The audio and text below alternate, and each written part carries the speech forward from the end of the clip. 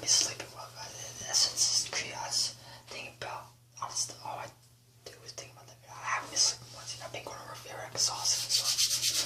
So, they said if you watch Paranormal stuff, what happened? Oh, that's not true. I know I haven't been sleeping well, so I have nothing else to do. Smash the like button, subscribe. I got a big video for you guys.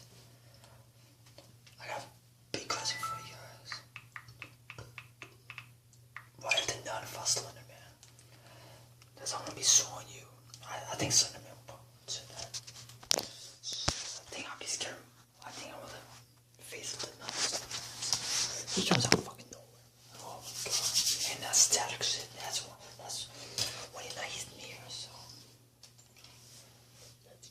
Inquisitive channel on YouTube, Life's Biggest Questions, the place where we throw all culturally significant caution to the wind and pit strange demonic entities against each other in a bid to settle a potentially dangerous grudge. What's going on, guys? As per usual, I'll be your disembodied floating voice, Jack Finch, as we gasp in horror at the unfortunate situation we found ourselves in, wonder how the hell we're going to get out of this damn forest, and ask the question, what if the nun fought Slenderman? Roll the clip. Who's that?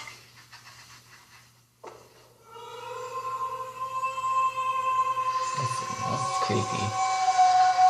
Ooh, damn, pretty spooky, right? Well, stick a 9-foot-tall suited and booted daddy longlegs and we're good to go in this demonic Royal Rumble. I'm not gonna lie, this titanic bout would be a seriously intense fight. Both of these guys have got some hardcore weaponry in their lockers, so hold on to your hats because it's going to be a close one. Before we jump into that though, folks, you all know the drill by now. If you're a fan of this video, old Mr. Slendy, Valak the Nun, or LBQ in general, then be a dear and hit that thumbs up button, as well as that subscribe bell, so you can stay up to date with our latest and greatest uploads. On with the show. Weighing in at, well, presumably weightless and measuring in at anywhere between an absolutely huge 6 to 15 feet tall, Slenderman steps into our ring with some pretty terrifying credentials and an arsenal of demonically twisted appendages that will make any opponent, demons included, shudder at the thought of the pain he has in store for us. By now, Slenderman is a household name, but as we all know, his true mythological origin comes from the early creepypasta days of the internet, which has led him to appear in millions of memes, dozens of games, and an untold number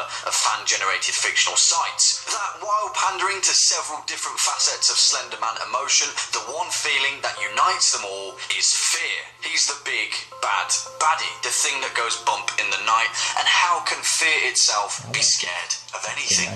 Well, let me introduce you to Valak, aka the Nun, a demon of many names. Volak, Valax, Valik, whichever way you spin it, it's pretty damn scary. We're going to waylay the emphasis put on Valak as his time as a nun and focus more on his lore as a demonic overlord. Weighing in at, I don't know, whatever a pound of flesh weighs, and conveniently measuring in at the height of an average door frame, Valak potentially has the best chance against our pal Slenderman and has the backing of hell itself to bring the heat in our demonic showdown. Let's stick our demonology hats on for a moment and take a stroll through the 7 circles of hell, where, according to the Lesser Key of Solomon, a Goetic grimoire written in the mid-17th century, Valak is known as the Great President of Hell and controls over 30 legions of demons which mercilessly answer to his command. Wind that back a little bit, 30 legions, where if we're going off of Roman Empire equations, that's about 5,000 troops per legion. So multiply that by 30 and we're looking at 150,000 of some of the vilest, most demonic creatures at Valak's beck and call.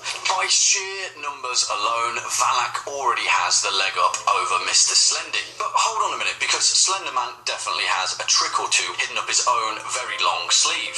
Mind control. So far throughout Slenderman's plethora of literature, he's demonstrated the ability to brainwash several of his victims in an almost Stockholm Syndrome manner, where his victims become infatuated by his demonic draw and unequivocally answer to his strange bidding. He's also demonstrated partial control of his victims through proxies, as seen in the character Kate in the video game Slender the Arrival, after she succumbed to insanity in order to fulfill his needs. It goes one further as well, as it's also theorized that Slenderman's mind control, at its most powerful, has the ability to control a human psyche like a puppet master. This example of mind control was demonstrated back in the Dark Harvest 00 augmented reality game, where we saw an entire cult known as the Order who'd succumbed to Slendy's puppeteering. So the point is, perhaps with enough time and scheming, Slenderman could build up a force of his own to even the playing field a little bit. True, it's no small feat to establish a force that could defeat 150,000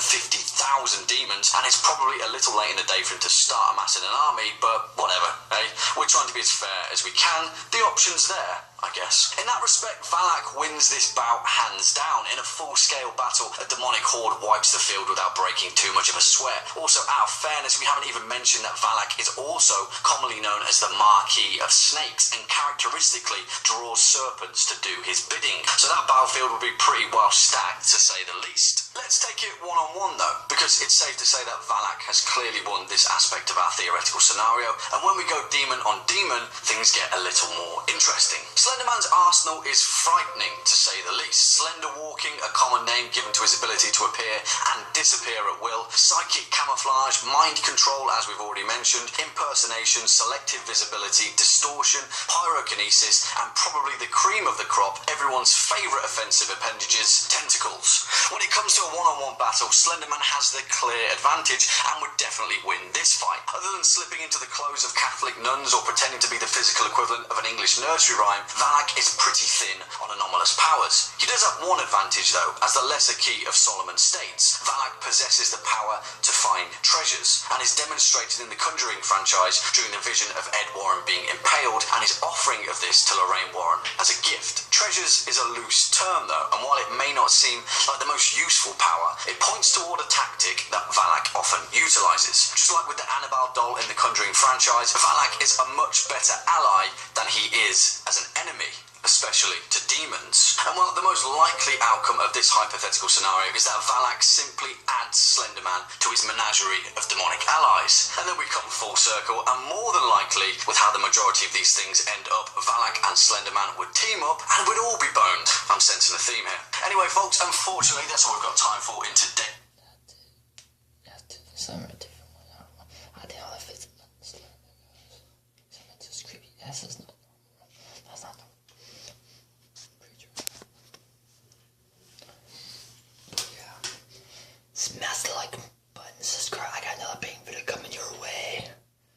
With that being said, have a great day, and I'll see you in the